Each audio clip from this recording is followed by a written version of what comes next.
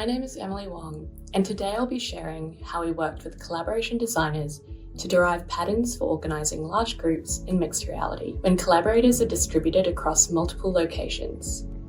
Mixed reality is enabled by head-mounted display technology and allows users to seamlessly move between augmented and virtual reality environments. It allows people located in different spaces to communicate spatially using the blended physical-digital environment around them. For example, when Alice and Bob are working side by side on the same whiteboard, they can make use of their whiteboard's natural haptic feedback and communicate spatially using turn-taking and pointing. However, in their recent literature review on collaborative mixed reality, Enns and colleagues found that the vast majority of the work focused on simple one-to-one collaborative structures.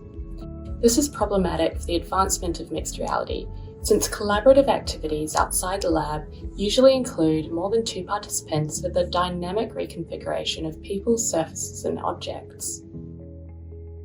To design practice-informed solutions to this challenge, we ran a participatory study with collaboration designers. These collaboration designers have years of practical experience designing physical and digital spaces to facilitate collaboration for large groups of people, and we saw a potential in translating their insights to a mixed reality setting.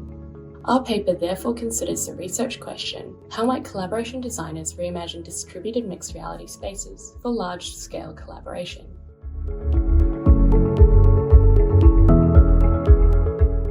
To answer this question, we conducted a 4-part participatory study with 10 collaboration designers, consisting of a technology probe, semi-structured interviews, a prototyping activity, and finally a validation session. Overall, our research has 3 main contributions. Firstly, a set of collaboration space design principles based on professional experiences. Secondly, practice-informed blended collaboration patterns that can be used as a starting point for future research. And finally, we provide commentary that builds on affirmation and place-based theories for distributed collaboration in a mixed reality context.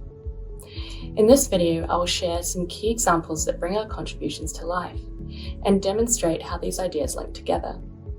Firstly, our interview results showed how collaboration designers use 3 main categories of space design principles to inform their design choices: maintaining a collaborative flow state, influencing the way collaborators think, act, or feel, and responding to changes in collaborative activities. If you're designing physical or digital spaces for collaborative work, you may want to use these practice-informed principles to guide your designs, and I encourage you to explore these further in our paper. But for now, I'll focus on the first category, flow state. In the principle Remove Distractions, collaboration designers help people focus on their work by removing distractions or making the right tools available. For example, one collaboration designer explained how they set their whiteboard markers up in a specific configuration to help people quickly find the right tools for their work. We used the collaboration designer's prototypes to synthesize 8 blended collaboration patterns for scaling collaboration to mixed reality. These patterns link to the design principles and show how collaboration designers intuitively applied these principles to create their mixed reality prototypes. For example, removing distractions under the first flow state principle can be linked to blended collaboration patterns 4, which shows how collaboration designers created breakout areas in their prototypes. These breakouts split the larger group into smaller manageable groups to complete tasks. Collaboration designers remove distractions by minimizing avatars or blending them with the space in ways that would allow collaborators to focus on the task at hand. This blended collaboration pattern links to our first theoretical contribution, which extends Adam Kendon's facing formations to blended facing formations. For those perhaps unfamiliar with Kendon's work, facing formations, also known as F-formations, is a concept Kendon developed to explain how people naturally organize themselves into configurations during collaboration. These formations typically have 2 to 5 participants and can take a range of shapes. For example, a square shape might be formed when 4 or more people face each other to share a conversation. The inner circle of the F-formation is the group's central focus, where activities occur. The space between participants determines who is a member of the group. And finally, Members subconsciously monitor the surrounding space to identify when others want to join the group. We extend Kendon's work to blended affirmations, which we constructed based on our results. In blended affirmations, physical objects become part of the affirmation and digital avatars can be rendered in relation to them. In these affirmations, the purple participants are physically in the room.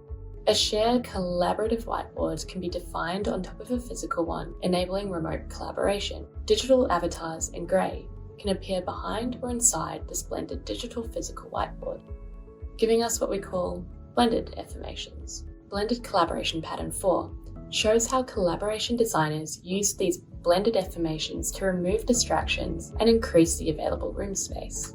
However, the way avatars are rendered in these blended affirmations creates new considerations for our spatial interactions. Our discussion and video figure explains in more detail why different user perspectives need to be considered when creating tools to support blended affirmations. But for now, let's look at one more link between our different contributions. The blended space design principle influence explains how collaboration designers use objects and furnishings to influence the way people think, act, or feel in a collaborative space. The second subsection, place references, shows how collaboration designers use objects that reference different places to encourage the desired response from users. For example, one collaboration designer shared how they incorporate play school references in their space design, using toys and picture books to encourage playful and creative thinking. This principle links to blended collaboration pattern 6, which summarizes how collaboration designers created areas in their mixed reality prototypes that use place references to inspire and connect distributed collaborators. They blend different place references such as a library bookshelf or views from their collaborators' window to create a shared place that would inspire and connect their collaborators. Blended collaboration pattern 6 is connected to our second theoretical contribution, which discusses the relationship between space design and placemaking.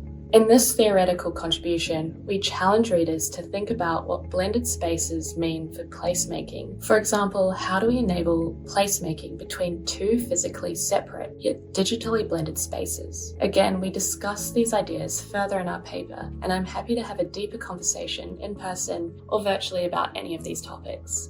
To recap, our paper shows how collaboration designers apply their skills in collaborative space design to create distributed mixed reality spaces for large group collaboration.